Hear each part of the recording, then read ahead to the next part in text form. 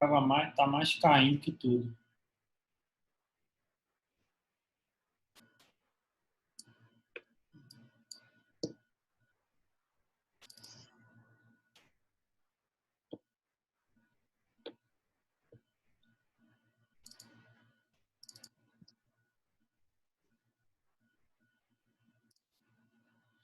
Dá um tempinho aí só para o pessoal ver o link lá e entrar. Tudo bem.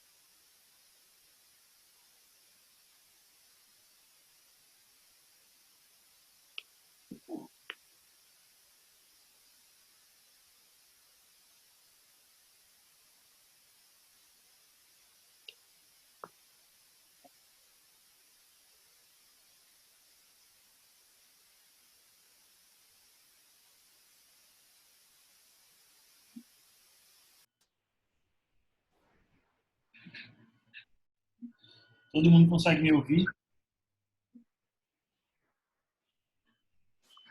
Sim.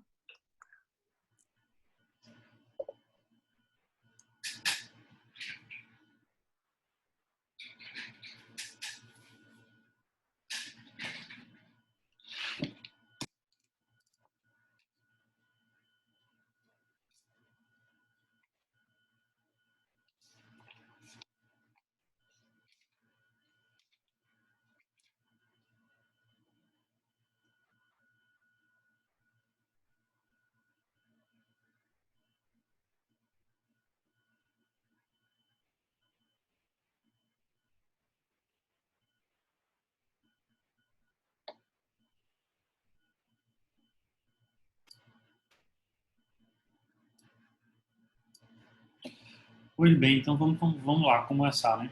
Para quem não viu, né, as notas foram para o sistema já.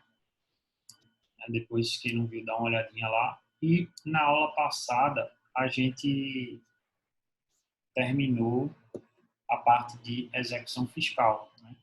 A aula passada é bem importante. Quem não pôde ver, já coloquei o link lá no grupo, certo?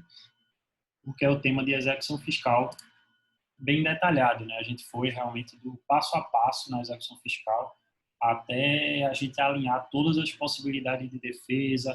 Falamos de uma excepcionalidade usando lá a ação anulatória, falamos da possibilidade de você pedir reforço de penhora, da parte solicitar alteração do bem por dinheiro, enfim, pontuei com o pessoal na aula também vários artigos que eu avalio como muito importantes para que vocês anotem no caderno, para que vocês vão colocando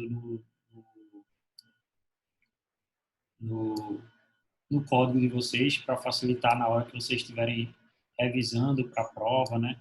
Os professores tiveram uma reunião hoje para definição de como é que seria a P2, né? E muito provavelmente o formato da prova vai ser alterado também, né? Para facilitar para ambas as partes também, né? Eu acho que o que é que vocês acharam da prova? Digam aí para mim, vocês que estão aqui, né? Jennifer, Christian, Daniele, Gracileide e o Tavan. Que é que vocês, alguém pode me passar o feedback aí da prova, das provas de maneira geral, mas também da prova de tributário, o que é que você achou? Se achou boa, se achou ruim, se achou longa, se achou curta, se achou fácil, difícil? Achei razoável, professor. Razoável, diga mais aí. Achei que você expôs o conteúdo justamente que foi trabalhado em sala e que nos foi passado. Entendi. Eu acho que não... Entendeu? Vocês acham que esse tempo que foi dado de 15 dias, né, mais ou menos 13 dias, mais ou menos, entre a prova estar no portal e entregar a prova lá no sistema também, né, mandar no portal, no e-mail, é um período razoável? Vocês acham que precisaria de mais tempo? O que é que vocês dizem? Eu acho que foi bom o tempo. Eu acho que achei adequado também. Entendi. Eu Alguém também mais quer achei falar? Só tu? Quem é? Não. Itavan, né? Eu tava, o tempo eu achei ótimo também, o prazo que foi dado até a entrega da prova. Entendi. Porque teve muita gente também de outras disciplinas e tudo mais que acharam o formato de mais questões abertas e tudo mais longo, né? Apesar do tempo ter sido dado grande, termina que o pessoal costuma fazer muito nos últimos dias, então fica sobrecarregado e tal, então a pessoa acha que não tem como fazer. Outra pergunta, vocês gostaram do formato, a prova ser enviada via arquivo de Word, via sistema? Foi fácil de vocês usarem? Vocês estão familiarizados com uma plataforma chamada Google Forms? Sim. Que já você não precisaria enviar, né, de volta, só para encher lá.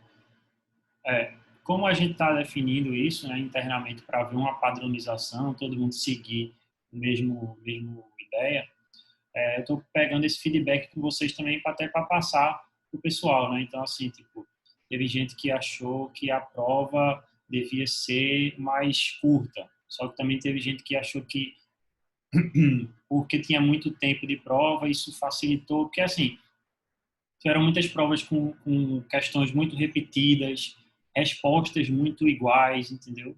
E pessoas que realmente trocaram respostas entre, entre alunos aí. Então, assim, de toda sorte, a gente precisa que haja um mecanismo de você conseguir avaliar o pessoal, mas também não ficar uma sobrecarga muito grande sobre o aluno, até porque ele vai fazer várias provas ao mesmo tempo, né? Quando for chegar a P2 de vocês vão fazer todas as provas das disciplinas muito próximos às datas, né? Por isso que a gente, na P1, a coordenação optou por esse caminho de enviar a prova com um período maior de antecedência, né? Que foi aí, eu acho que eu enviei na quarta-feira para vocês entregarem na quarta, eu enviei na sexta para vocês entregarem na quarta, 2 semanas depois. Não é 2 semanas porque foi na quarta, então ficou 13 dias para vocês e 15 dias para o pessoal da sexta, né? Que foi enviado para eles. Mas aí por isso que eu queria ouvir vocês, né? Se alguém quiser mais falar alguma coisa. Professor, Oi? eu achei que o formato da prova não foi tão ruim pelo tempo que a gente teve de fazer, falando no geral. E principalmente porque a gente teve uma semana para entregar algumas e na outra para entregar outras. A gente não entregou tudo em uma semana só. Isso Entendi. facilitou. Quanto à Vocês prova de acharam... tributário, eu achei ela já um pouco mais extensa do que as outras, em resposta. Sim. Eu ficava com medo, será que eu botei tudo que precisava? Mas eu Sim, sei que, assim, o senhor abordou tudo que a gente realmente viu em aula. Tipo, se eu Inclusive, tivesse dito assim, ó, 10 linhas, teria facilitado para você, né? A sim, resposta é 5 linhas, 6 linhas. seria. Entendi. Porque aí a gente tem uma noção da resposta mais ou menos de como dar. Porque eu estava Entendi. pensando, será que ele quer que eu introduza o assunto e explique o resto? Entendi. Aí, Ou seja, o caminho seria padronizar mais ou menos aí o tamanho de resposta para todo mundo ter uma tranquilidade de o quanto que eu preciso colocar aqui na resposta, né? Mesmo eu que acho sejam que isso questões fica, abertas. acho que ficaria melhor. Inclusive, o professor de trabalho, ele colocou as linhas para fazer a resposta. Aí Sim, ficou um sim. pouco mais fácil, que a gente se atenha realmente que precisa ser abordado ou trabalhar mais um pouco a questão. Dependendo da quantidade de linha, a gente tem noção de como explicar melhor, entendeu? Uhum. Agora Entendi. sim, eu sei que o senhor abordou realmente tudo que veio em aula. Inclusive, eu assisti as videoaulas e não tive muita dificuldade de responder. Eu lia É uma isso. doutrina, ou coisa ou outra, Sim. só para deixar mais Isso bonito, é, né, a resposta. aham. Isso aí é um outro ponto que eu queria ver com vocês. Vocês acham que está funcionando esse postar no YouTube? Vocês estão, porque eu estou vendo poucas pessoas online com a gente.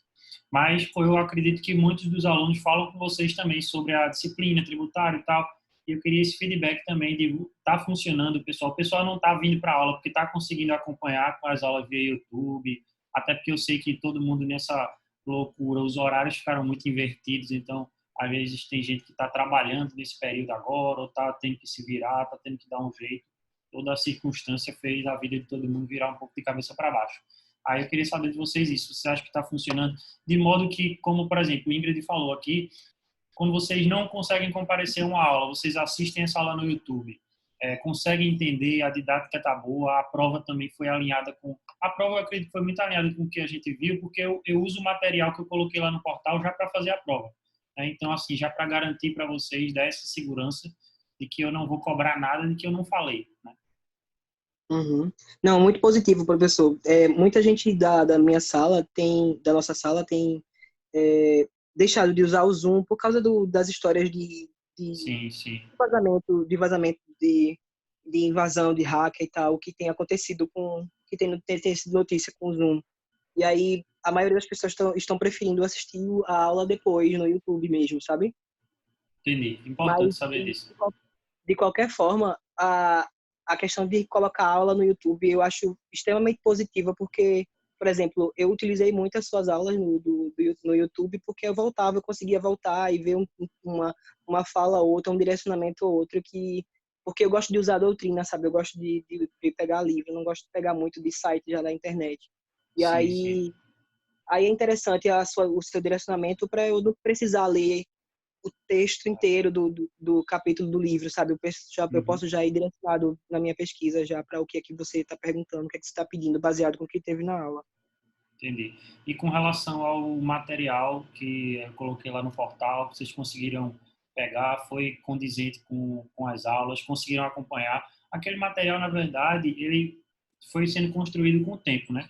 Começou com alguns tópicos só para nortear a aula, e como o pessoal cada vez mais me pedia para colocar aquilo, eu não podia simplesmente só colocar os tópicos, eu queria dar uma noção maior de um ponto a outro, né? Links entre os pontos que a gente colocava ali naquele material. Então, por isso que com o tempo ele foi passando a ser cada vez mais escrito ali com parágrafos e tudo mais, mas a ideia é que, lendo o material, assistindo a aula, vocês consigam acompanhar todos os pontos importantes daquela matéria, já que eu fiz ali juntando vários livros, né? Juntando doutrina, juntando jurisprudências que eu pego. O que é que vocês acharam também dessa dinâmica da gente usar Zoom, YouTube e portal, né? E como é que isso foi com a prova que vocês viram? O que é que vocês se sentiram assim? Eu achei excelente, professor. O material Professor, também me ajudou, o ma- as questões, porque eu como conseguia ligar o que o disponibilizou senhor no estava portal em falando nas particular, eu aulas achei muito bom. Deu um delay aí, e não foi? Eu gostei muito de utilizar ele. Certo. É bom porque eu vou colocar também o Em material relação da ao P2. material Certo, disponibilizado no portal em particular, eu gostei muito. certo, João. Achei Beleza. muito bom, assim, para quem assistiu às aulas e tanto para quem não para Certo. quem assistiu e tanto para quem não assistiu, dava para ter uma ele Uma tava visão geral. era bem sintético, mas era com todos os tópicos importantes, estava muito bem feito. Gostei bastante. Certo. Diz aí, Ingrid, tu estava falando, a internet deu uma prejudicada aí. não, eu ia falar o que o João falou. Ajudou também, me ajudou muito o material, porque eu conseguia visualizar o que o senhor estava falando. Eu acompanhava, eu gosto de fazer isso. E Certo. aí, para responder as questões, me ajudou, inclusive, como o Christian falou, até para direcionar a pesquisa, porque você precisa ter uma ideia geral das coisas para você entender o Uhum. que está sendo perguntado. Mas, às vezes, o geral não é o importante, você entende o assunto para direcionar. E me ajudou muito a fazer isso. Certo.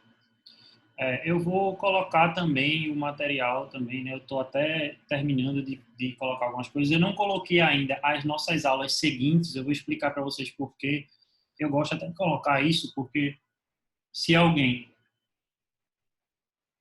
gosta de estudar antes da aula, né?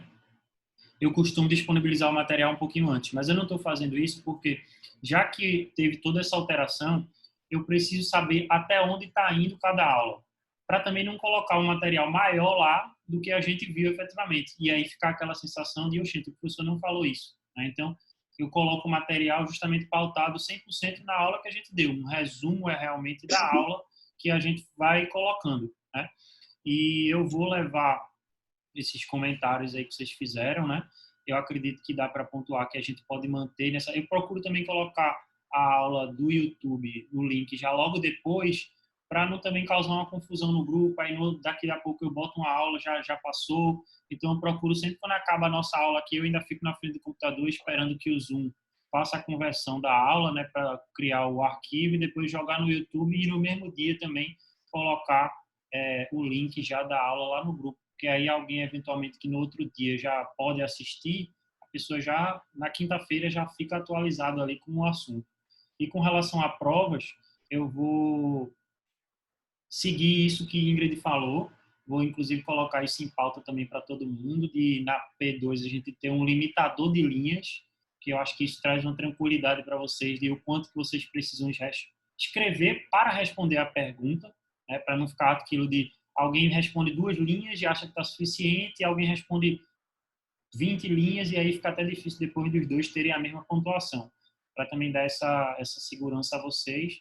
E ao que tudo indica também, né, a gente vai usar muito provavelmente esse Google Forms, que é um formulário, né, a prova vai ser colocada nesse formulário, vocês iriam colocar o e-mail de vocês, o nome, na parte abaixo, vocês iriam respondendo as perguntas, que são as perguntas da prova, e aí, consequentemente, isso aí já estaria depois, quando vocês enviassem o formulário final, estaria enviando já para o professor. Né? Então, essas ponderações que vocês fizeram aí, eu vou levar também para que a gente possa uniformizar esse ponto. Alguém quer comentar mais alguma coisa com relação à prova, com relação à dinâmica, coisas que a gente pode... Com relação a isso, eu particularmente acho desvantagem colocar um limite de linhas, sabe? Porque, não sei, talvez... Eu particularmente acho desvantagem, assim. Eu fico muito... Quando diz assim para mim... Eu sei que a gente tem que ter poder de síntese, sabe? Mas Sim. quando diz assim, escreva em tantas linhas, aí a minha cabeça dá um nó e eu quero escrever mais e não consigo. Não, mas assim, já que vai ter, digamos, eu acredito que vai acontecer isso de uma limitação de linhas, até porque isso que a Ingrid falou também foi solicitações de outras pessoas, as perguntas elas vão ser mais diretas para demandarem uma resposta que caiba ali nas 5 linhas, né? Não vai ser, por exemplo, como eu falei com vocês, falem sobre o processo administrativo, e ali eu queria que vocês falassem bastante sobre todo o começo, até a parte de defesas, recursos, os prazos e tudo mais, eu não iria pedir para vocês fazerem isso em 5 linhas, né? Mas, por exemplo, aquilo que a gente falou quando a gente falou de garantias e privilégios do crédito tributário, do que seria uma requisição cruzada, que é aquela possibilidade que existe das autoridades reciprocamente pedirem auxílio, né, com força de pedido, né, requisitar o auxílio, então, com força vinculante ali entre as esferas mutuamente, é uma resposta que você consegue colocar tranquilamente ali em 5 linhas ou até menos, né, e que você consegue retornar. Então, assim, de toda sorte, quando a gente limita um pouco as respostas, também vai se limitar um pouco também na questão das questões, né? As questões elas vão ter um limitador, vamos assim dizer, né? Já que eu não vou poder fazer uma pergunta tão extensa a ponto de que a pessoa, para responder aquilo, vai ultrapassar o limite de 5 linhas, né? 5 linhas, 6 linhas, não sei, 8 linhas, né? Mais ou menos por aí. Mas isso que Ingrid falou foi solicitação de também outras turmas, pelo que alguns outros professores falaram, né? A questão da não uniformidade, que um professor fazia de um jeito, outro professor fazia de outro, a questão de não ter linhas, a questão do prazo, que alguns não receberam a prova no prazo. Então, assim, a gente vai uniformizar para que não tenha aquilo, tal professor fez de um jeito, foi melhor, tal. Então, assim, uniformizar com o prazo para mandar a prova antecipado, não sei se será 15 dias novamente, se vai ser 3 dias, 2 dias, não sei, mas via um formulário também para facilitar isso, né, com um número de linhas, talvez diminuindo o número de questões, né, para também não ser uma prova tão extensa, né, e aí assim a gente consegue atingir tanto o que a gente quer de analisar realmente quem está conseguindo atingir o entendimento da matéria, quanto vocês também não ficam numa correria tremenda naquele período ali de provas, né, para que vocês não consigam entregar vários trabalhos, várias provas em tão curto tempo, né? Alguém mais quer colocar mais algum ponto sobre prova, sobre a dinâmica? Como é que, se quiserem colocar, o momento é agora para depois a gente começar a aula com o assunto normal. Mas fiquem à vontade. Se quiserem pontuar isso aí, saibam que tudo vai ser discutido. Ninguém mais? Daniele, Ayrton aí. Acho que já falaram, eu acho isso das linhas também, não que a pessoa não possa escrever além, mas eu acho que tinha muita questão mesmo, que eu ficava, caramba, será que eu falei o suficiente? Será que ele vai considerar isso? Será que eu tenho que escrever mais coisa? E eu tinha esse certo medo na hora da prova e acabou ficando muito extensa, eu achei, pelo menos por conta disso. Eu sempre queria botar mais coisa que eu falava, não tá tudo aí, tem mais coisa, eu posso botar mais. Eu acho que, querendo ou não, com essa quantidade de linha, não quer dizer que você não possa ir além, né? Aquele negócio de tirar ponto se passar da quantidade de linha, mas só para a gente ter realmente uma ideia.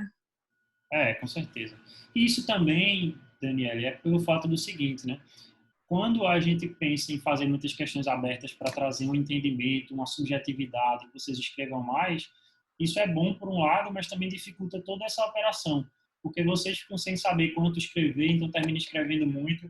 Isso dificulta também da gente até conseguir trazer uma correção mais célere das provas, de conseguir colocar as notas via portal mais rapidamente, tudo mais, entendeu? Então, tipo, é um misto, né? A gente está buscando efetivamente ouvir para a gente poder chegar no denominador comum, né? De nada adianta impor nada nesse momento.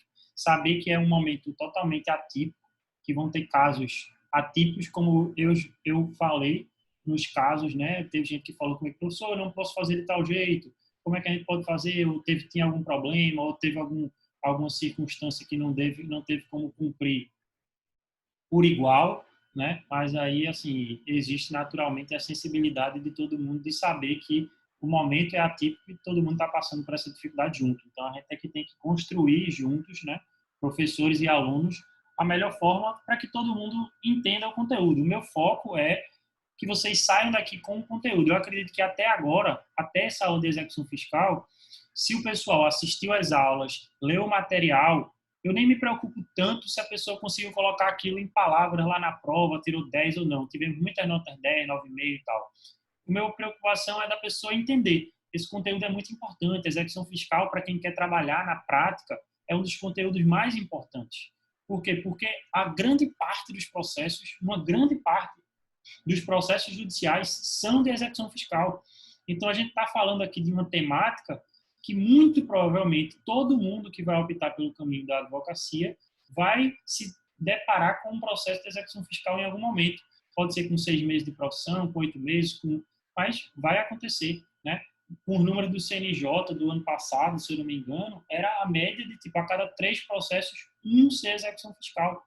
Por isso, inclusive, que houve alterações do ponto de vista de prescrição intercorrente e tudo mais, né? Já para ter uma redução no número de processos de execução fiscal. Então, minha preocupação é que vocês entendam o conteúdo, que vocês tirem as dúvidas, que vocês estejam acompanhando e entendendo o assunto. Se está aqui ou se está assistindo a aula depois no YouTube, né, o importante e o foco é vocês saírem com um conteúdo realmente conciso na cabeça de vocês. Beleza? Então, vamos em frente. Aula passada, então, nós terminamos falando dessa questão de execução fiscal, né? Nós abordamos, dentro da execução fiscal, o passo a passo, o trâmite. E aí, eu não sei se algum de vocês estava na aula de execução fiscal semana passada, eu acho que Daniela estava, né? E eu queria confirmar, porque eu não vi a aula toda para lembrar, se a gente tinha falado sobre a questão justamente da prescrição intercorrente dentro da execução fiscal. Se a gente já falou disso, eu passo agora para cautelar fiscal. Se a gente não falou, eu queria terminar esse ponto, que é um ponto bem importante para, principalmente, a prática na execução fiscal. Daniela, falou não, né? Falei não, né? Não. Falou não. Pronto. Então, a gente só termina esse ponto da prescrição intercorrente e a gente vai para a cautelar fiscal. Lembrando, gente, que execução fiscal e a cautelar fiscal são, a gente não estudou no final da P1 as ações de iniciativa do contribuinte. Essas duas, cautelar fiscal e execução fiscal, são as de iniciativa da Fazenda Pública, do fisco. Ela pode ou entrar com uma execução fiscal ou entrar com uma cautelar fiscal. Quando falar da cautelar fiscal, a gente vai falar de algumas diferenças, porque o livro de cautelar foi excluído do novo CPC, né? Então, para também não haver nenhum tipo de confusão nesse sentido. Mas o que é que eu quero pontuar para vocês com relação à prescrição intercorrente? Vejam, prescrição intercorrente dentro da execução fiscal, ela vai seguir alguns artigos da própria lei de execução fiscal, por óbvio. Principalmente aí eu quero que vocês anotem com relação ao artigo 40, né, da lei de execução fiscal, é o artigo 40. E ele vai abordar: o juiz suspenderá o curso da execução enquanto não for localizado o devedor ou encontrado bens sobre os quais possa recair a penhora, e nesses casos não correrá o prazo de prescrição. Vejam bem, o artigo 40 ele está dizendo que o juiz suspenderá o curso. Ele vai suspender o curso por um prazo de no máximo 1 ano, é o que diz o parágrafo 2º, certo? Suspendendo o curso do processo, perceba que ele trata especificamente no final desse artigo 40, dizendo que não começou a contar o prazo de prescrição. Esse prazo de prescrição é o prazo de prescrição intercorrente, tá, gente? Eu vou colocar aqui no quadro branco para vocês ficarem bem claros esta distinção. Vamos lá. Estão vendo o quadro branco? Então, né? Sim. Vamos lá.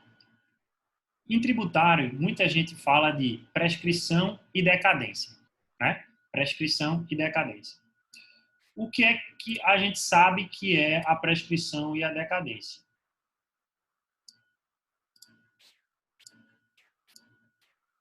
A decadência, primeiro, né? Ela vai depender da ocorrência do fato gerador.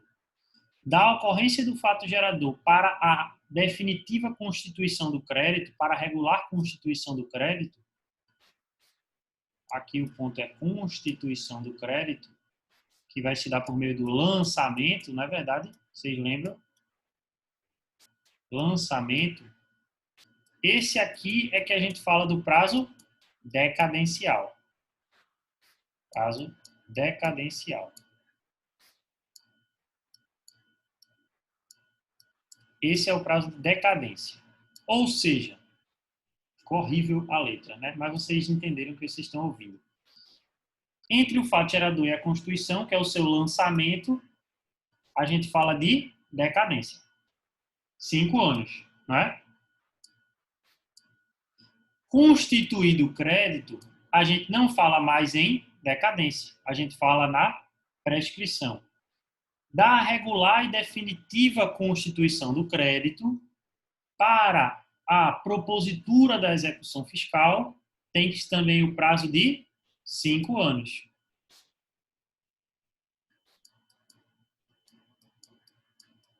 Beleza? Tá claro até aí? Óbvio que prescrição e decadência vocês até viram já em tributário 1. Estou fazendo um resumo do resumo do resumo. Mas a ideia é essa. Beleza? Estão acompanhando?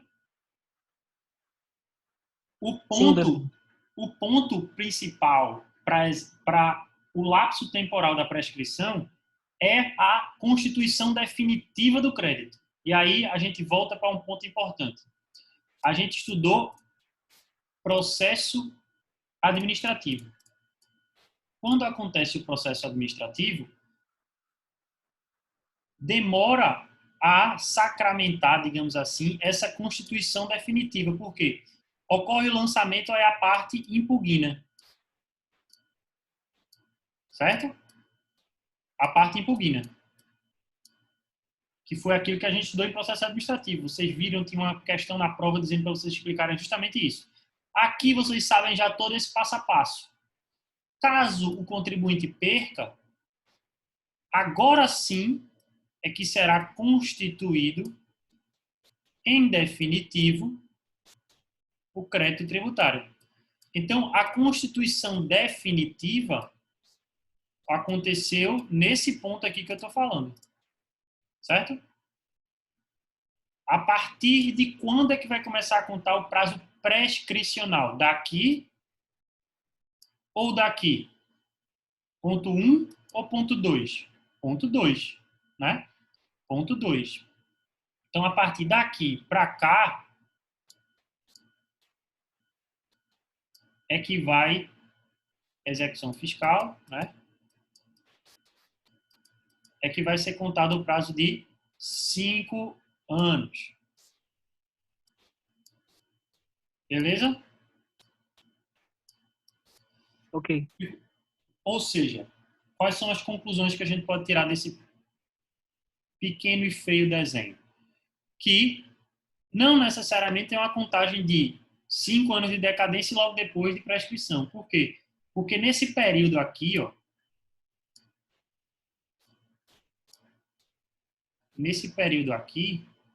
o que é que contou de prazo? Nenhum dos dois. Nesse período, não há contagem, não está correndo prazo decadencial, não está. Por quê? Porque o prazo decadencial foi cumprido. A Constituição, com o lançamento, ela foi feita antes dos 5 anos da ocorrência do fato gerador. Acontece que esse lançamento ele foi contestado. E aí ele não houve sua definitividade, não houve a Constituição definitiva. Que só se deu, vamos colocar aqui exemplo, 6 meses depois. Nesse período. Quando o contribuinte perdeu 6 meses depois, agora sim é que a gente pode falar que aconteceu a constituição definitiva do crédito. E agora, da constituição definitiva, vai se contar o prazo de 5 anos. Beleza? E se não houver essa impugnação? Se não houver impugnação, é aquele primeiro exemplo que eu disse. Não houver impugnação, então, essa constituição definitiva, ela se deu aqui. É direto, né? Porque a parte não impugnou, né? Uhum. Ou seja, se ela não impugnou, constituiu definitivamente naquele ponto. Nesse ponto aqui, primeiro. Aqui. Certo? Se ela impugnar, ela dilatou no tempo a constituição definitiva daquele crédito. Porque ela ainda está discutindo. Então, por que, professor? Eu não posso começar a contar um prazo prescricional aí. Decadencial todo mundo entendeu, né? Já não é porque cumpriu. Já está aqui dentro dos conformes. Foi 5 anos antes de passar da ocorrência do fato gerador. Mas por que eu não conto o prazo prescricional? Porque a fazenda aqui ela podia executar? Vocês me respondem. Podia executar, sabendo que a impugnação ela vai suspender a exigibilidade? Ou seja, a fazenda ela não poderia Não.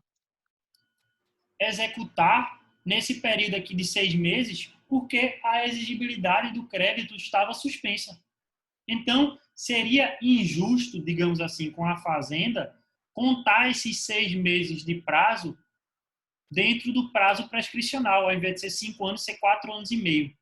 Por quê? Porque durante esses 6 meses aqui, ela, mesmo que quisesse, ela não poderia executar. Por quê? Porque o crédito estava suspenso. Ficou claro? Todo mundo entendendo, beleza? Então vamos em frente. Eu fiz todo esse desenho aqui para relembrar decadência, para relembrar prescrição e para lembrar desse aspecto que pode influenciar dentro do prazo prescricional, que é a discussão administrativa, que pode dilatar no tempo a constituição definitiva do crédito. Certo? Tudo claro aí, né? Beleza.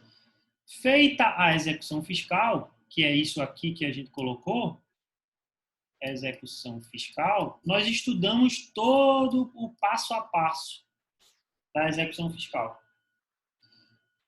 Só faltou a gente falar da prescrição intercorrente. Percebam, professor, essa decadência e essa prescrição, que é esse período aqui, né? Prescrição aqui dentro.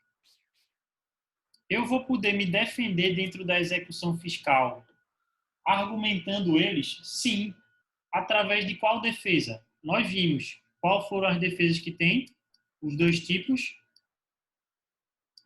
Embargos de execução e exceção de prescritividade. Embargos de execução e exceção de prescritividade. Qual delas duas vocês acham que poderia ser utilizado para arguir uma situação de prescrição e decadência?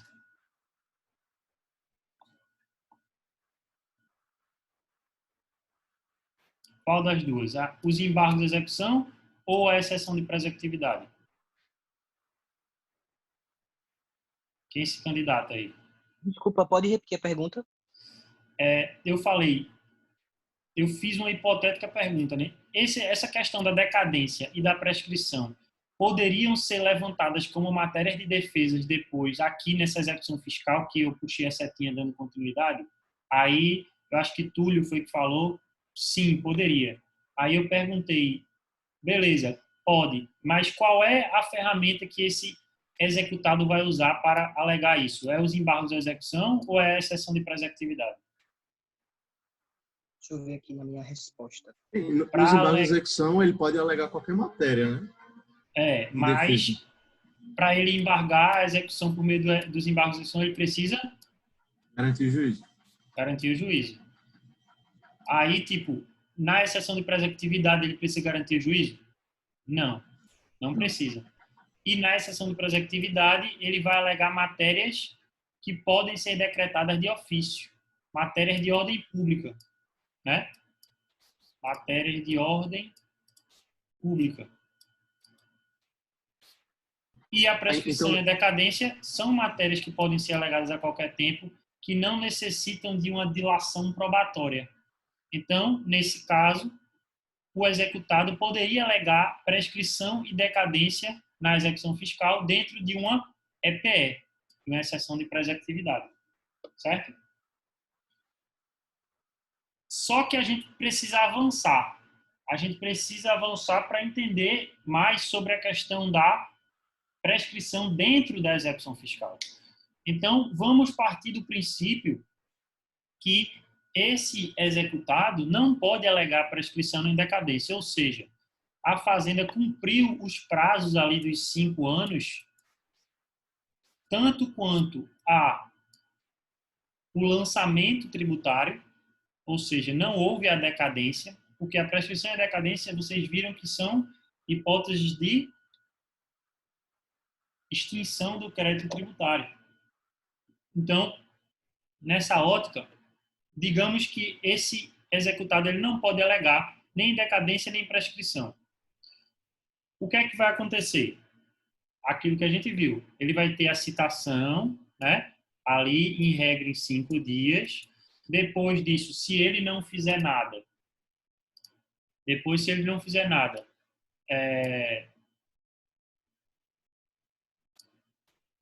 fizer nada no prazo de 5 dias, o patrimônio dele passa a ficar vulnerável, né? O patrimônio dele passa a ficar vulnerável a que a fazenda o atinja, né? E a fazenda vai começar a buscar o quê? Dentro desse período, após os 5 dias, patrimônio para ser atingido, não é verdade? Patrimônio para ser atacado. Só que digamos que a fazenda não consiga ou sequer citá-lo, ou que não consiga encontrar bens desse devedor. E o processo vai se estendendo e tudo mais. O que é que vai acontecer? E é aí que vai surgir a questão da prescrição intercorrente. Caso o juiz identifique que não foi localizado nem o devedor, nem bens, ele vai suspender o processo. Perceba que o juiz ele vai suspender caso fique claro que ele não conseguiu, a fazenda não conseguiu identificar onde está aquele devedor, nem conseguiu bens dele. Então, aí, o juiz vai suspender o processo e avisar a fazenda. Beleza? Ele vai suspender o processo e encaminhar os autos da execução fiscal para a fazenda pública. Beleza? Ou seja, a fazenda vai ter ciência de que o processo está suspenso. Claro até aí? Ele pode suspender o processo por 1 ano. O processo fica suspenso por 1 ano. Só depois dessa suspensão, que pode ser até 1 ano, é que eu vou começar a contar, a partir daqui, o prazo de prescrição intercorrente. O prazo de prescrição intercorrente. Esse é que é o ponto-chave aqui para começar a contagem desse prazo, da prescrição intercorrente. Se o processo ficar 5 anos nessa mesma forma, sem ter conseguido se atingir o patrimônio daquele executado, acabou o processo. Prescrição intercorrente. Gente, perguntem. Eu sei que foi uma linha do tempo longa aí. E com uma letra feia. Vocês entenderam isso? Ficou claro?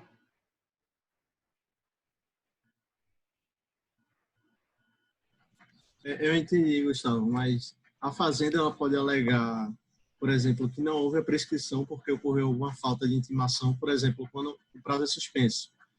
Aí o juiz ele manda arquivar os autos. Só que Isso. se ele não intimar a fazenda... Ele tem que intimar o juiz desse aqui. Importantíssima essa pergunta. Porque a fazenda tem que ter ciência de que o processo está suspenso. Certo? Então, ela tem que ter ciência de que o processo está suspenso. A partir da ciência dessa fazenda, ela passa a ter a responsabilidade de, a partir dali, ela sabe que caso ela não encontre nenhum bem para penhorar nesse período, o processo vai provavelmente cair na prescrição intercorrente. Aí pergunta, Gustavo, se a fazenda indicar bens para serem penhorados, novos bens, ela desde a execução ela vem indicando bens, só que não consegue execução, não consegue penhora. Se ela indicar bens aqui, de alguma maneira altera esse prazo? Não. A única coisa que vai interromper esse prazo de correr é a efetiva penhora. Certo? Então, a fazenda aqui, ela já vai estar em um momento onde ela tentou citar, tentou encontrar o devedor, foi até encontrado, mas tentou encontrar bens do devedor e ele não conseguiu ser encontrado, e ela, ciente de que o processo está suspenso, ela vai, a partir de agora, reunir seus esforços mais ainda para tentar penhorar algum imóvel para que o processo não morra numa prescrição intercorrente. Petições da fazenda nesse intervalo aqui de tempo não farão mais diferença.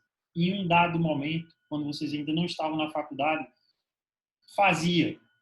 eram as chamadas cotas da fazenda pública. Ela ficava peticionando, cobrando, e havia discussão se, não, o que na verdade aconteceu foi a morosidade do Poder Judiciário, não pode ser imputada à fazenda a morosidade do Poder Judiciário.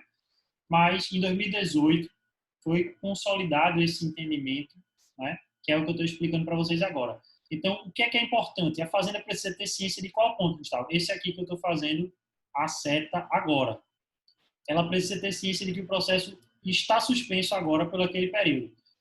Gustavo, quando o processo passa um ano suspenso, a fazenda precisa ter consciência desse momento aqui?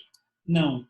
Porque ela já aqui, quando ela soube esse primeiro momento, ela já sabe que passado aquele ano suspenso, depois, imediatamente, independentemente de intimação da fazenda, esse prazo de 5 anos começará a ser contado automaticamente, sendo apenas interrompido, única e exclusivamente, por uma constrição patrimonial efetiva naquele executado. Então, a correria da fazenda vai ser para que não caia o processo em uma prescrição intercorrente. A única maneira dela é atingir o patrimônio daquele executado. Digam aí. Ô Gustavo,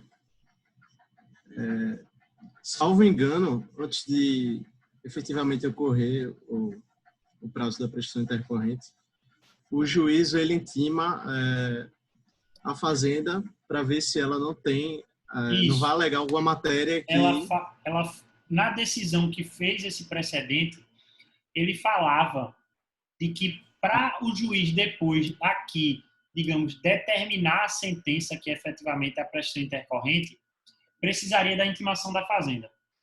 Mas depois foi visto que é o seguinte: não precisam intimar a fazenda, porque se efetivamente ela não aconteceu, a prescrição, ela vai poder alegar isso. Então, se a prescrição de fato aconteceu e depois a fazenda disser, mas já aconteceu, mas eu não falei, não houve prejuízo da fazenda, entendeu? Porque já teria acontecido a prescrição intercorrente dali. Então, passou-se a considerar a desnecessidade da intimação da fazenda para a posterior prolatação da sentença em uma prescrição intercorrente. Mas a decisão que trouxe esse precedente dizia que precisava intimar a fazenda aqui para ela justificar, para ela trazer suas razões, ou como é que eles colocavam no despacho, era se pronunciar sobre uma possível ocorrência de prescrição intercorrente, né? E aí só depois ficavam os autos conclusos para o juiz decidir, né? Entendi. Então, a falta dessa intimação, ela não impede a prescrição, né? Entendi. Não prejudica não a prescrição. Porque se você for ver, Túlio, digamos que tenha ocorrido tudinho, né? Certo, ocorreu. E aí a fazenda diz, juiz, você não me chamou para falar nada. Aí o juiz, está certo, vamos dizer que eu anule a minha sentença e dê o prazo. O que é que a fazenda vai alegar? Não aconteceu. Mas eu estou dizendo de fato, se de fato tem acontecido, né? De fato tem acontecido, ou seja, não há defesa. Ia dizer, não, eu concordo que há prescrição intercorrente, mas está aqui mais um bem a ser penhorado e tal. Não dá, né? Então, dessa forma, vendo que as decisões que estavam não buscando essa intimação da fazenda, não traziam nenhum prejuízo efetivo para a fazenda, terminou que na prática ficou muito dessa forma. Os juízes identificando isso aí, eles traziam. Tem juiz mais cauteloso que até pelos princípios do Código de Processo Civil Novo, um deles é o princípio de evitar a decisão não surpresa, né? Decisão não surpresa. Ele chama a fazenda para falar, né, e tudo mais, e via de regra esse prazo corre sem a fazenda se pronunciar, porque quando ela vê e identifica que realmente não tem nenhum patrimônio que foi atingido naquele período, não há muito o que se fazer. E como já foi um posicionamento via STJ, não cabe mais ela agora argumentar dizendo, não, eu encontrei um bem agora, tal. Isso aí teve todo um longo período, muito mais do que 5 anos, né? Porque o processo aqui já vinha correndo há bastante tempo, tentando se atingir o patrimônio do devedor. Depois o juiz suspendeu a execução, passou um ano que não está contando o prazo de prescrição intercorrente aqui, então é um ano, para depois mais 5 anos, e ainda assim não conseguir o patrimônio. Então, assim, Túlio, via de regra, quando se chega num estágio desse, a fazenda já está sem forças para efetivamente pleitear alguma coisa a mais. Já foi um cara que realmente é o que a gente chama de um devedor profissional. O cara conseguiu escamotear seu patrimônio aí de alguma maneira, que a fazenda não conseguiu, com pedido de baixa injúria e tudo mais, atingi-lo no patrimônio dele. Beleza? Beleza, entendi. Entenderam a ideia, gente? Olhando agora esse desenho, eu torço muito para que vocês tenham entendido, né? Beleza. Então, essa é a ideia de prescrição intercorrente. Eu quis falar antes da decadência e da prescrição para vocês não confundirem. Ó. Um está aqui. A prescrição é esse períodozinho aqui que a gente colocou. Uma vez proposta a execução fiscal, eu só vou falar de prescrição e decadência em matéria de defesa, que pode ser no embargo à execução, mas a via adequada do ponto de vista do processo é a exceção de prescritividade, já que ambas são matérias de ordem pública que podem ser alegadas a qualquer tempo e que principalmente não necessitam de dilação probatória. Então, quem faz o embargo à execução para alegar uma prescrição à decadência está cometendo um erro sério, porque você vai ter que pedir para o seu cliente garantir o juízo para ele alegar uma coisa que ele poderia ter alegado por meio da EPE, que é uma simples petição no processo, sem ele usar de nada de dinheiro. Então, seria um erro processual aí. O mérito, digamos assim, estaria coerente, mas do ponto de vista processual, a via eleita escolhida para defender aquele cliente está totalmente destoando dos meios cabíveis naquele caso em específico. Né? Ficou entendido, gente? Ficou claro até aí?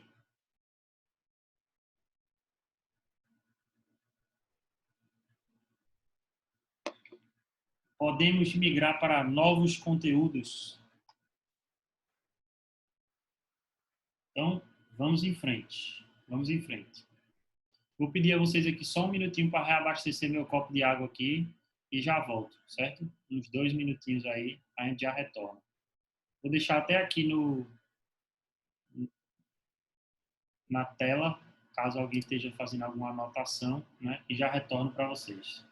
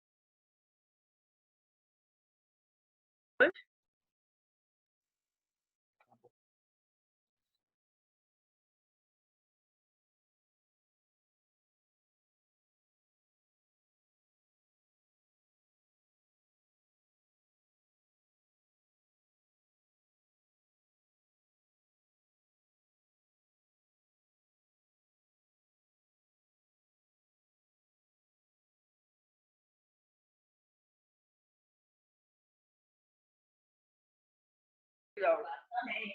Não tá ruim.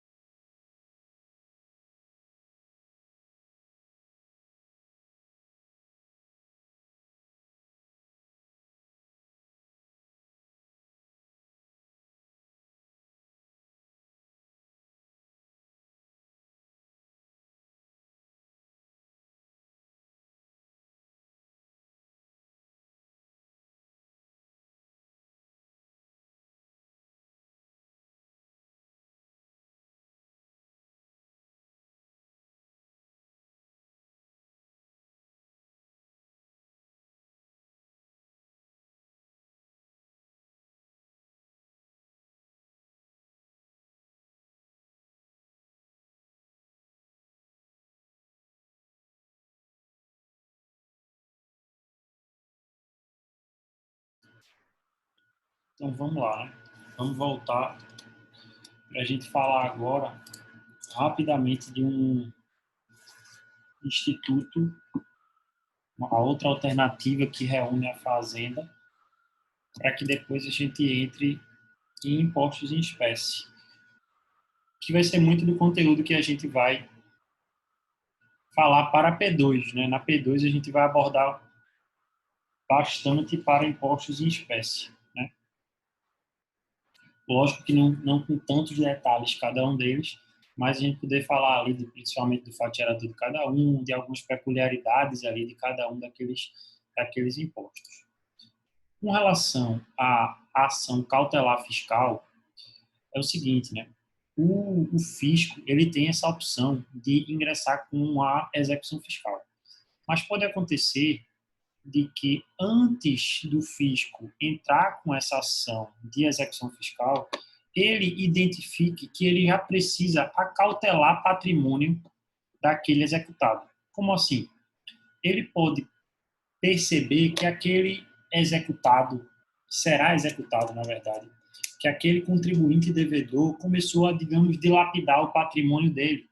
Então, o contribuinte devedor futuro executado começa a colocar bens em nome de terceiro e tudo mais, com o viés realmente de não pagar aquele crédito, né? Então, a cautelar fiscal, ela é do processo cautelar, ela é utilizada, portanto, pelo fisco para assegurar, a cautelar fiscal, ela é utilizada pelo fisco para assegurar o adimplemento do crédito tributário, ou do ponto de vista de cautelar, já que ele está buscando a cautelar o direito, garantir que seja um processo de execução efetivo, garantir a efetividade de um processo de execução. Por quê? Um processo de execução que não tem patrimônio para ser atingido, acontece isso que a gente acabou de ver.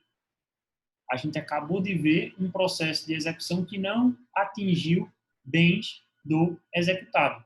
O que foi que aconteceu? Prescrição intercorrente.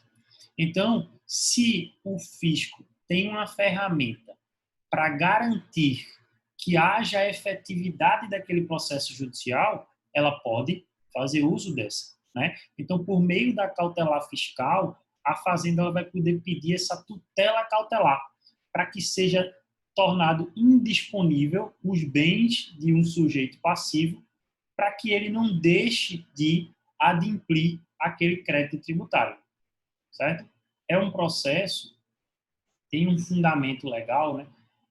A cautelar fiscal, ela vai ter uma lei específica, é a Lei 8.397, do ano de 92. É uma lei bem curtinha, são poucos artigos, 20 artigos, mas eu vou abordar os pontos mais importantes com ela aqui para vocês. Não é o objetivo maior da disciplina falar da cautelar fiscal, é um ponto bem mais específico do tributário.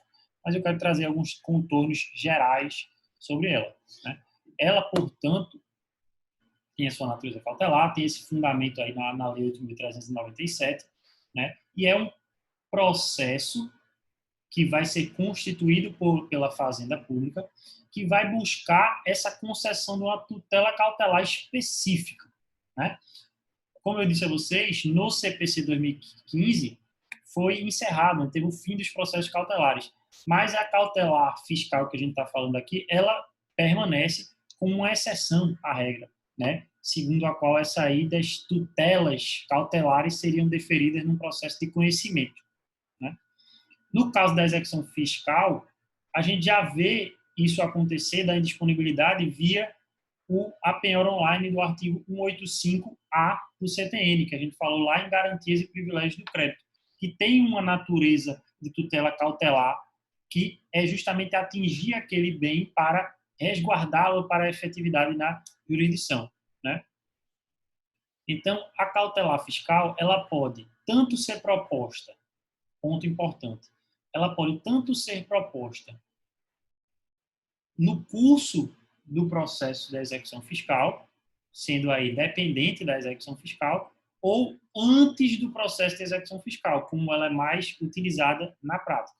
Na prática, ela é mais utilizada antes do processo de execução fiscal, justamente para conseguir essa indisponibilidade de um patrimônio que vai vir a ser atacado por uma posterior execução fiscal, né? E aí ela vai ser requerida, solicitada, né, essa medida pela Fazenda Pública, sempre que o devedor, todo momento que a Fazenda identificar que o devedor de um crédito que já está regularmente constituído, e aqui a gente volta a entender o que significa esse regularmente constituído, né? Lembrem que a gente acabou de desenhar aqui. Ao lançamento, ocorre a impugnação, e aí o contribuinte perde o processo administrativo que ele impugnou. Agora, após o término desse processo administrativo, é que a gente pode dizer que o crédito foi regularmente constituído. Desculpa.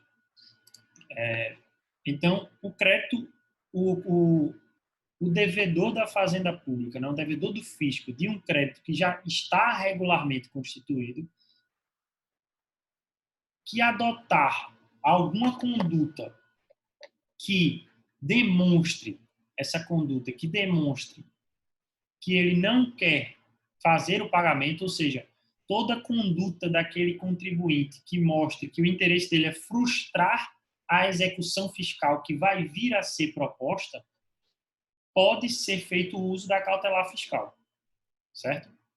Então, a cautelar fiscal, ela é, então, uma ação cabível aí, né? Sempre que, depois que o crédito foi regularmente constituído, essa ação será usada contra esse devedor que pratica ou demonstra que pretende praticar atos predispostos a fraudar o pagamento desse tributo, Dessa forma, dá para a gente deixar claro aí que a regra é que a cautelar fiscal seja utilizada, a propositura dela seja após a constituição do crédito. Mas tem algumas hipóteses que permitem que a cautelar fiscal seja utilizada independentemente da prévia constituição, ou seja, antes do crédito sequer ser constituído. Antes do crédito sequer ser constituído. Então, quando ocorre, por exemplo, uma notificação da Fazenda Pública para que um contribuinte recolha um crédito, né? E aí ele, para recolher esse crédito, ao invés de ele fazer o recolhimento do crédito tributário, ele já começa a colocar ou tentar colocar bens em nome de terceiros. Quando ele faz isso, é uma das hipóteses de uso da cautelar fiscal antes sequer da constituição definitiva do crédito.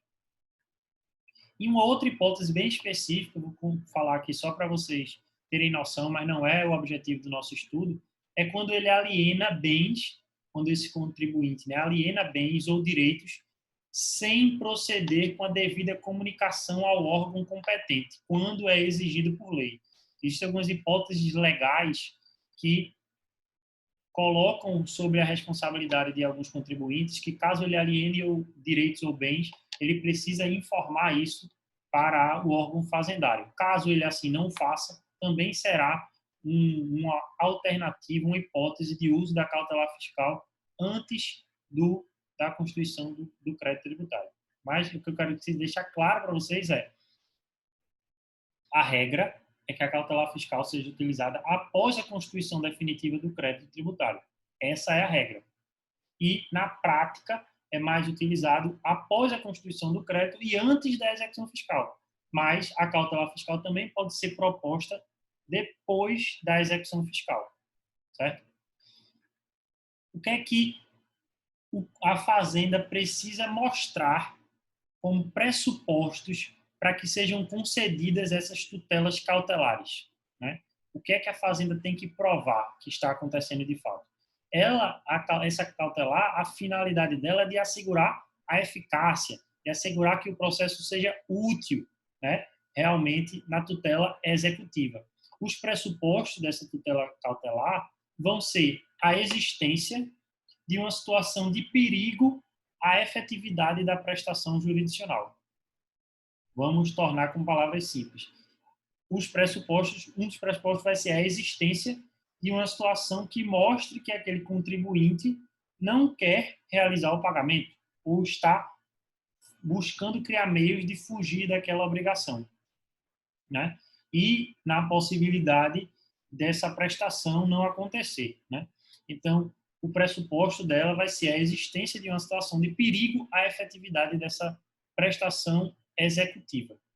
No caso da cautelar fiscal, a Fazenda ela vai ter que possuir, né, um crédito regularmente constituído para ser a prova que ela tem de dizer, esse crédito é regularmente constituído.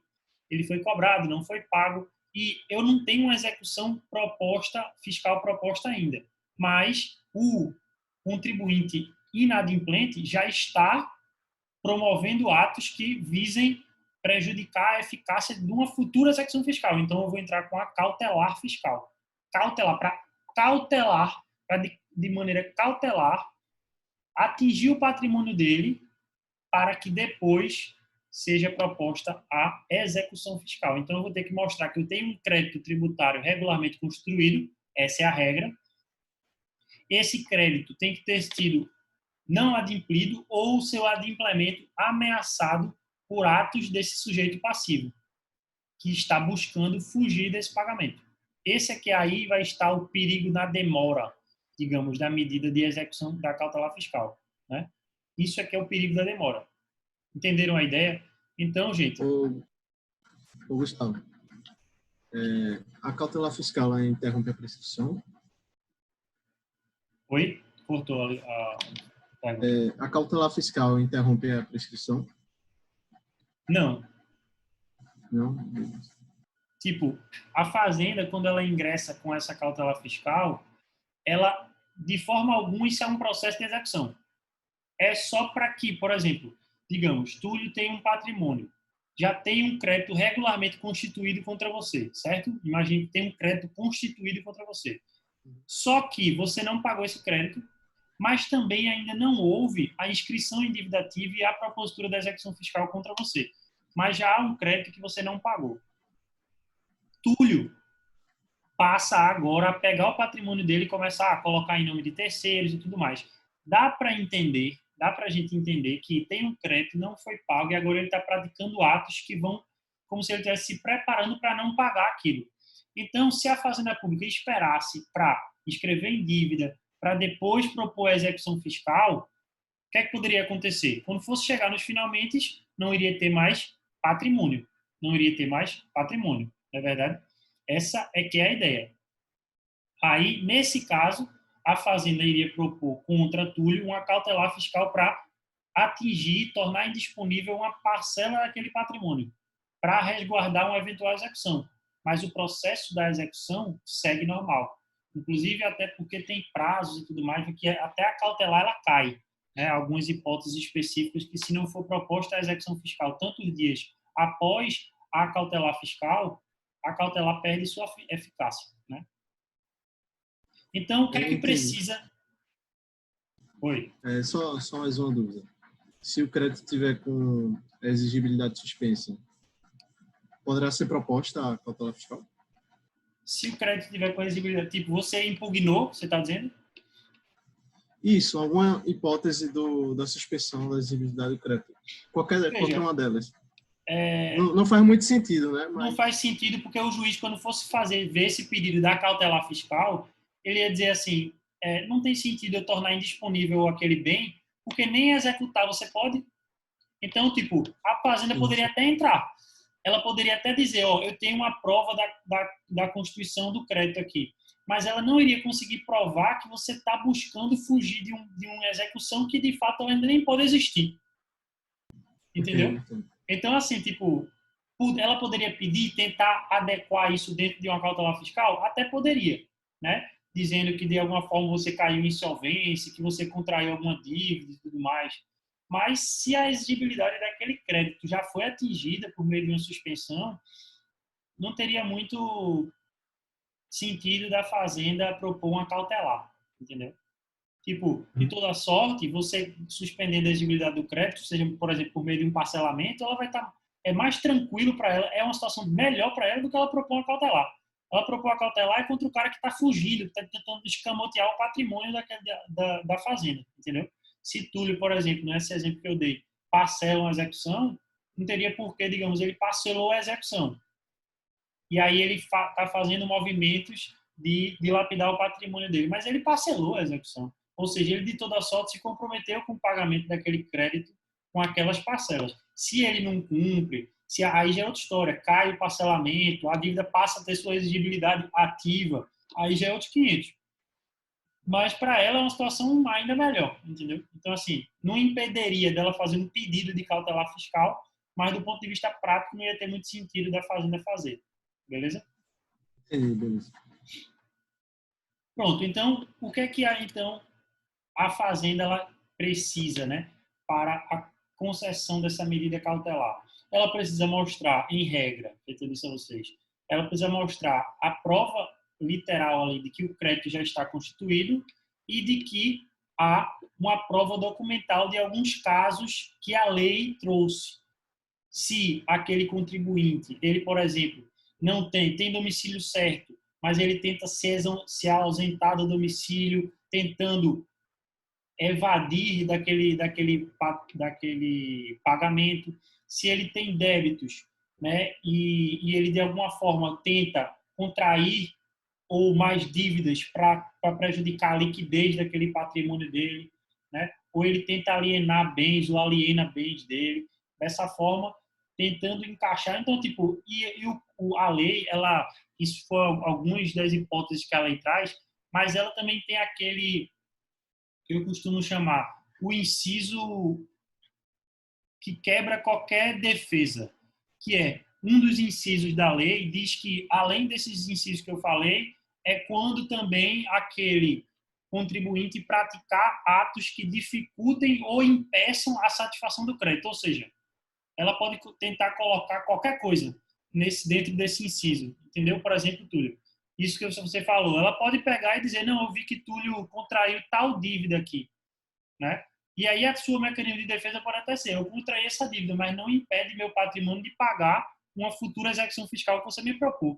E aí, não é que, perceba que a cautelar aqui é só para tornar indisponível o seu imóvel, o seu bem, para garantir a efetividade da tutela executiva.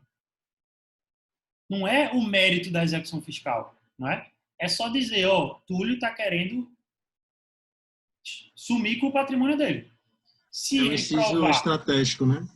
é um inciso estratégico de uma abertura muito grande, entendeu? Então, Sim, tipo, é sim. até o último inciso, se eu não me engano, o inciso 9 ou 10, eu não lembro ao certo qual é o número exato, mas acho que é o 9, acho que é o 9, inciso 9, onde ele diz isso, que qualquer ato que dificulte ali a satisfação do crédito pode ser justificativa para essa cautelar fiscal. E aí também a gente vai em um ponto importante. Qual seria a defesa? Nesse exemplo que eu disse, peguei Túlio aí como exemplo, Túlio precisaria se defender dizendo que ele não é o devedor desse crédito? Não. Ele só precisaria se defender, por exemplo, dizendo que aquela situação que a Fazenda falou não aconteceu, ou dizendo que aquela situação que a Fazenda mencionou aconteceu, mas não prejudica ou impede a satisfação do crédito, né? Um exemplo claro que acontece na prática é o empresário tem uma dívida, né? A empresa ali tem uma dívida grande e aí dívida não, que aí já seria inscrito. Só, digamos, ela tem um crédito que foi constituído, ela não pagou, tem um patrimônio lá gigantesco, 1 milhão e tudo mais, e ela vende alguma parte do seu ativo que estava imobilizado. Ela vende 3, 4 caminhões ali, a dívida de 50 mil e ela vendeu alguns caminhões de 100 mil. Veja, há uma prova literal da constituição do crédito? Há. Um dos incisos ele fala quando o contribuinte, né, de alguma maneira, ele contrair alguma dívida ou ele tentar alienar ou alienar bens. Nesse caso, Túlio alienou bens. Nesse exemplo, se ele fosse o dono da empresa, alienou bens. Só isso aí já justificaria entrar com a cautelar. Só que ele entrando com essa cautelar justifica tornar indisponível o patrimônio daquela empresa por essas movimentações que ele fez? Não. Por quê? Porque tem muito patrimônio para abarcar aquela dívida. É como se dissesse, amigo, eu estou movimentando meu negócio aqui, mas não quer dizer que eu não vou pagar. Eu tenho patrimônio para pagar. Né? Então, cairia por terra o pedido da cautelar fiscal para não tornar indisponível. Entenderam a ideia? De qual é a discussão dentro da questão da cautelar fiscal? É de se efetivamente eu vou proteger ou não a execução fiscal. É isso. Porque a decretação da medida cautelar, ela vai produzir imediatamente a indisponibilidade daquele bem, né? Imediatamente, né? E aí essa cautelar vai ser proposta ali ao juiz competente para a execução da dívida ativa, né? A vara ali da execução fiscal, beleza? Entendi. Se posteriormente tiver uma execução fiscal, aí vai tornar o juízo da cautelar fiscal pré-evento, no caso, vai ser a mesma vara a da execução fiscal e a da cautelar fiscal? Se a Fazenda entra com a execução fiscal, né? E aí depois, quando ela entrar... Não, se já houve a cautelar fiscal, certo. fiscal, ela vai entrar com a execução fiscal. Vai ser o mesmo juízo? Veja, não necessariamente. Não torna prevenção isso aí, não. Entendi. Certo? A Fazenda, o que é que ela vai pedir na cautelar fiscal? Ela vai colocar, o juiz aqui é dirigido, né? A qualificação do interessado e tudo mais, as provas que ela quer produzir e o requerimento para citação. Quando ela concede isso aí, o juiz conceder cautelarmente, aquela parte ela poderá atacar aqui por meio de agravo de instrumento, né? Mas tem uma decisão que foi de um TRF que aconteceu muito parecido com o caso que Túlio perguntou aí. Né? Por quê?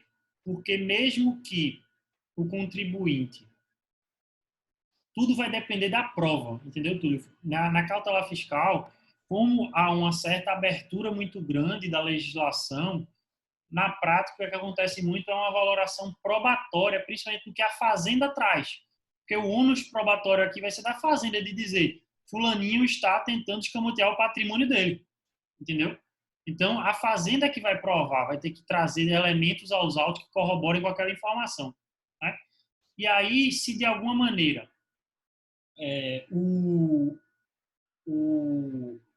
a Fazenda puder provar que um débito, mesmo que o débito esteja, por exemplo, parcelado, aquele contribuinte está mostrando claramente que, mesmo ele tendo, digamos, aderido a um parcelamento, ele está com vários movimentos para dilapidação do patrimônio, pode acontecer de ele conseguir uma cautelar fiscal.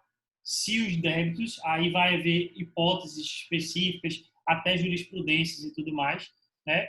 Quando há, por exemplo, um débito que ultrapasse uma parcela do seu patrimônio, entendeu? Então, também é um exemplo. É até também um dos incisos para ser concedida a cautelar fiscal, quando houverem débitos inscritos ou não em dívida ativa que ultrapassem ali 30% do patrimônio conhecido daquele devedor.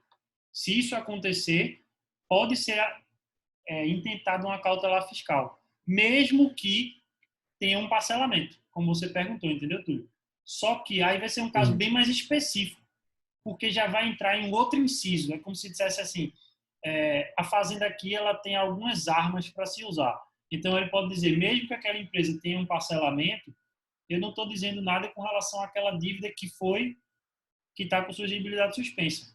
Mas eu quero que o patrimônio dele seja tornado indisponível porque tem uma hipótese de cautelar fiscal que justifica a indisponibilidade dos bens quando o devedor tem dívidas que ultrapassem 30% do patrimônio que eu sei que ele tem.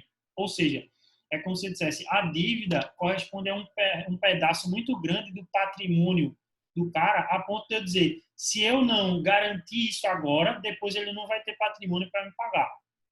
Entendeu? Eu vou até colocar, foi bom também ter isso, que eu vou colocar no portal material um exemplo específico disso. Eu gosto de colocar, mas eu enfatizo muito que se tratam de exceções, que se tratam realmente de questões muito específicas da prática, para o pessoal não confundir. Não achar, não tem problema nenhum. Se tiver elegibilidade suspensa, pode entrar do mesmo jeito. Depende muito, é um caso muito peculiar, né? Tem que existir realmente uma atenção especial para entender o que é que justificou a decretação de uma cautelar fiscal naquela situação específica, entendeu? A ideia é essa. Então, pois bem, quando acontecer, também tem um cenário que é quando o crédito não foi irregularmente constituído e ele está em discussão administrativa. Então, digamos que João impugnou o lançamento tributário, iniciou o processo administrativo fiscal, certo? Então, ele iniciou o processo administrativo fiscal e, durante o processo administrativo fiscal, ele começou a praticar atos que fossem dilapidar o patrimônio dele com viés de fraudar e não pagar aquele eventual crédito que pode existir. Por que eu estou dizendo eventual crédito? Porque eu estou dizendo que ele está ainda dentro do processo administrativo, certo? Que ele poderia ganhar e extinguir aquele crédito, né? Então, ele está, digamos, dilapidando o patrimônio, tentando se precaver de um eventual crédito que venha a ser constituído. Posso aí usar a cautelar fiscal? Vai existir uma possibilidade lá na lei para isso. Porém, quando você manejar a cautelar fiscal em um lançamento, né, que ainda não foi definitivamente terminado, essa constituição definitiva, caso eu entre com essa cautelar, eu tenho que depois entrar com a execução fiscal até 60 dias contados do julgamento definitivo do crédito. Certo? Ou seja, nesse caso, João, ele impugnou administrativamente. Ele impugnou administrativamente e começou a praticar atos que justificassem uma cautelar fiscal. Pode entrar nesse período? Pode. Digamos que tornou-se indisponível o bem dele já durante aquela fase. Nem tinha se constituído definitivamente. Constituiu definitivamente? Agora sim, com a cautelar já decretada, a Fazenda terá 60 dias para propor a execução fiscal. Caso não proponha, aí a cautelar cai, perde o efeito e o bem que foi tornado indisponível volta a ficar disponível para ele. Ou seja, se a Fazenda usa esse método, essa opção que a lei deu, e não usa depois do prazo de 60 dias, perdeu. O bem torna-se disponível para aquele contribuinte e, obviamente, que ele vai seguir ainda os preceitos da fraude de execução fiscal, já que agora vai haver uma inscrição de débito e uma propositura de execução fiscal, e esse ato jurídico que ele vinha a dilapidar o patrimônio pode ser discutido. Mas a Fazenda tinha isso já na mão, indisponibilizado, e não conseguiu mantê-lo indisponível para fazer uso na execução fiscal, porque não usou o prazo essencial ali dos 60 dias após, por conta dessa situação muito específica. Porque eu estou entrando com a cautelar fiscal e a discussão administrativa ainda nem sequer terminou. Então, não dá nem para dizer que o crédito foi regularmente constituído ainda. Beleza? Ficou claro com relação a esse exemplo final aí, Túlio, que eu falei também? Sim, sim. E aqui, perceba que é ainda mais antecipada a coisa. O procurador ficou tão preocupado que aquele cara depois não iria ter patrimônio para pagar, que ainda antes de ter um crédito constituído contra ele, ou seja, ele estava brigando na esfera administrativa, já entrou com a cautelar fiscal. Passou o tempo, ele perdeu o processo administrativo. Aí, a partir da perda do processo, a partir do julgamento administrativo definitivo, eu vou ter um prazo ali de 60 dias, senão eu vou perder a eficácia da cautelar fiscal e o bem que foi tornado indisponível vai voltar a ficar disponível para aquele contribuinte devedor, certo? Talvez nesse caso o procurador tenha que demonstrar a probabilidade do direito de que ele iria ganhar o processo administrativo e por isso que ele entra no cautelar. Porque também, tipo, digamos que a defesa do contribuinte envolvido aí seja uma decadência. Ele dizendo que não foi cumprido o lançamento foi 10 anos após a ocorrência do fato gerador, né? Muito dificilmente o juiz iria conceder uma cautelar porque ele iria identificar. Esse processo administrativo provavelmente será exitoso. Então, assim, tudo bem que o cara esteja dilapidando o patrimônio, mas ele está dilapidando o patrimônio porque provavelmente ele sabe que ele nem vai ter essa dívida. Que essa dívida não vai existir, ela não vai ser constituída definitivamente, né? Então, também vai haver essa análise por conta do juiz. Feito eu estou dizendo, o juiz aqui é ele analisar, será que realmente é caso de tornar indisponível o bem, o patrimônio desse cara? Será que realmente é o caso disso? Né? Ou seja, quanto ao perigo aí de uma efetiva demora, não basta só que a Fazenda alegue dizendo assim, não, vai ter um perigo aí se não houver essa indisponibilidade. Ela vai precisar justificar de maneira concreta, né, a sua presença ali do perigo na demora mesmo. Justificar que caso o receio ali de que se a medida não for deferida, o direito que vai ser satisfeito num processo de execução lá na frente não vai acontecer. Né? Ficou claro a ideia da cautelar fiscal? Sim, sim. Pronto, gente. No mais, é isso. Assim. Como é que a cautelar fiscal ela teria uma perda de efeito? Né? Como é que ela perderia? Um exemplo eu disse a vocês agora. Se ela fosse deferida, né, liminarmente ali, naquela hipótese de processo administrativo ainda, e no prazo de 60 dias não fosse proposto a execução fiscal. Ela perdeu o efeito. Né? Perdeu o efeito também no caso de o débito ter sido pago, né? Ou se a execução fiscal, porventura, já foi julgada e foi extinta, né? Ou se, porventura, entrou com a execução fiscal e o contribuinte garantiu o juízo lá na execução fiscal, não tem sentido tornar indisponível aquele pedaço ali lá na cautelar, se na execução fiscal o bem foi tornado indisponível e ele garantiu o juízo. Né? Então, isso também perderia seu efeito. Inclusive, nos embargos de execução, se quando ele entrar com a defesa e garantir o juízo, solicitar isso. Solicitar isso, justamente. Até porque ele pode, digamos, o juiz eventualmente penhorou um imóvel dele, né, tornou indisponível um imóvel dele lá na cautelar fiscal, e ele pode chegar na execução e dizer assim, não, eu quero pagar, eu quero depositar o valor em juízo, eu não quero ter meu imóvel indisponibilizado lá, nem nada e tal, entendeu? Então, até isso pode acontecer. Então, isso também perde o efeito da cautelar fiscal, entendeu? Isso é a ideia da cautelar fiscal, né? Assim, teriam mais alguns tópicos, mas eu acho que isso é os pontos mais relevantes da cautelar. Percebam que a gente usou as aulas para traçar um panorama geral das medidas da Fazenda Pública.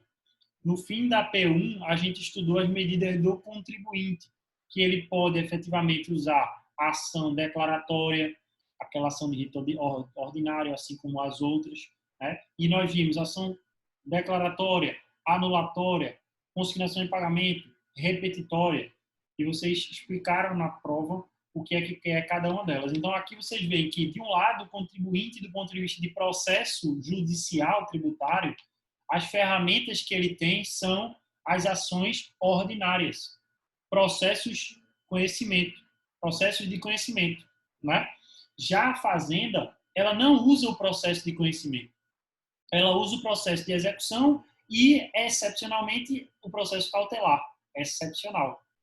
Então, por quê? Porque o processo de conhecimento da Fazenda já corre dentro da administração, dentro da própria Fazenda, onde o contribuinte pode discuti-lo através do processo administrativo, com a sua regular impugnação, né? Essa é a ideia.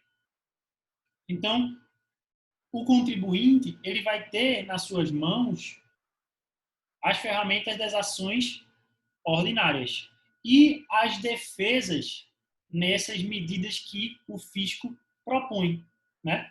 Nessas medidas que o fisco propõe. Por quê? Porque dentro da cautelar fiscal, por exemplo, quando ela é deferida, né, ou não, o requerido contribuinte, ele vai ter que ser citado também, uma citação, para ele contestar em 15 dias a ação. Ele vai ser citado para uma contestação em 15 dias dessa ação.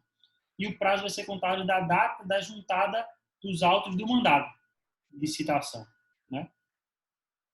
E perceba, na sua contestação, basta àquele contribuinte demonstrar a ausência dos pressupostos, né, que devem fundamentar a cautelar fiscal. Feito eu disse a vocês, ele não precisa se debruçar sobre o mérito daquele crédito. Por exemplo, já há o crédito constituído. Ele dizer, não pode ser deferida essa cautelar fiscal porque esse crédito aí não existe, né? Eu já paguei, ou não é esse valor, eu tenho prova pericial para pedir, eu tenho documento. Não é isso que vai ser o objeto da discussão dentro, efetivamente, dessa cautelar fiscal. O objeto da discussão na cautelar vai ser os pressupostos que autorizem ou não a concessão da medida cautelar. Questionar se existe ou não o crédito regularmente constituído, ou questionar se existe ou não a ocorrência daqueles fatos que justifiquem que o crédito pode não ser adimplido, que é o que eu falei para vocês. Um contribuinte que não tenha domicílio certo, tente se ausentar ou alienar bens que possui, ou deixar de pagar alguma obrigação em um prazo, ou um contribuinte que tenha um endereço certo, um domicílio certo, ele se ausente ou tente se ausentar daquele domicílio, visando não pagar o tributo, ou um outro contribuinte que caiu em insolvência, ou aquele que tentou alienar bens, ou alienou bens, ou aquele que tentou contrair ou contraiu dívidas que comprometessem a liquidez do seu patrimônio. Todos esses requisitos, ou aquele que eu disse também que possui débitos que ultrapassem 30% do patrimônio que a Fazenda conhece dele, ou aquele inciso matador, que é aquele que pratica qualquer ato que dificulte ou impeça a satisfação do crédito. É isso que a Fazenda tem que mostrar que tem para ser concedido uma cautelar fiscal, e é isso que o réu nessa cautelar fiscal vai ter que se defender, dizendo que não existe esse requisito, não existem essas situações que poderiam fundamentar uma cautelar fiscal. Esse é o cerne da discussão da cautelar fiscal. É isso. tá? É isso. Na sentença dessa cautelar, da mesma maneira, sentença vai caber a apelação, certo? Então, a ideia da cautelar fiscal é essa. Esses são os parâmetros e esses são as ferramentas utilizadas pelo fisco, né, para poderem se usar para atingir o patrimônio daquele contribuinte. E com isso a gente encerra o assunto, o conteúdo processo judicial tributário, tendo visto as ações de iniciativa do contribuinte, declaratória, anulatória, consignação de pagamento e a repetitória, execução fiscal, e dentro da execução fiscal, as defesas do executado, que é os embargos de execução e a exceção de pró-executividade, e a cautelar fiscal, também medida potencialmente proposta pela Fazenda Pública. Beleza? Essa é a aula que a gente encerra o processo judicial tributário. O que é que nós vamos ver na aula que vem? Né? A partir da aula da semana que vem, nós vamos adentrar no assunto impostos em espécie. E aí nós vamos abordar imposto de renda, imposto de importação, imposto de exportação, com alguns tópicos centrais de cada um deles. Não vai dar para a gente se debruçar, mesmo que não tivéssemos em aulas dessa maneira, não daria para a gente se debruçar em muitos detalhes com esse assunto, porque só o assunto impostos daria para a gente falar durante 2 anos em uma especialização. Então, esse assunto, como um pedaço da P2, é óbvio que vai ser uma análise mais concisa dos pontos principais de cada um dos tributos, sejam eles os federais, e vamos estudar também os estaduais e os municipais. A dinâmica dos estudos dos impostos não é necessariamente assim, eu vou estudar IPTU, ISS e TBI, que é municipal logo, depois eu vou estudar ICMS, IPVA e TCMD, que é estadual, e depois eu vou estudar o resto, que é federal. Não. A gente vai estudar diferenciando alguns impostos que têm uma similitude muito grande. Né? Então, a gente precisa estudar IPTU, que é um imposto municipal, junto de ITR, que é um imposto federal. Né? A gente precisa estudar ISS, que é municipal, junto de ICMS, que é estadual. Né? Então, são alguns dos exemplos que a gente vai analisar juntos para que a gente entre nesse tópico aí de impostos em espécies, que vai se prolongar até quando chegar a nossa prova. É o último assunto, porém, é grande ainda esse conteúdo. Para a gente se debruçar, todas as próximas aulas nossas serão sobre impostos em espécie. Beleza, gente? Ficou alguma dúvida com relação à prova de vocês? Feito eu disse, né, os professores estão se reunindo, hoje teve reunião da equipe, para tornar a coisa padrão, para tornar a prova da melhor maneira possível para vocês. Todas as informações que vocês me passaram foram muito boas, muito relevantes. Vou seguir tudo que vocês me falaram, né, trazer isso para também encaixar dentro do que a gente tá construindo juntos aí. Vou seguir na dinâmica que eu venho fazendo, já que vocês disseram que foi boa, né? A questão das aulas no YouTube logo, material na sala, enfim, esse feedback que vocês me passaram. E com relação à prova, vamos provavelmente também encurtar, então, aí o número de linhas para vocês terem uma noção do tamanho da resposta que vocês precisam dar e por aí vai. Beleza? Espero que tenha ficado claro aí para vocês. Assim que encerrar a aula aqui, eu vou já subir a aula para o YouTube e aguardando aqui, ainda hoje eu já mando o link lá no grupo para todo mundo, quem não puder assistir, depois, na hora que puder, acompanhar o conteúdo. Beleza, pessoal? Obrigada, professor. Valeu. Tchau, tchau. Ok, tchau. Tchau, tchau.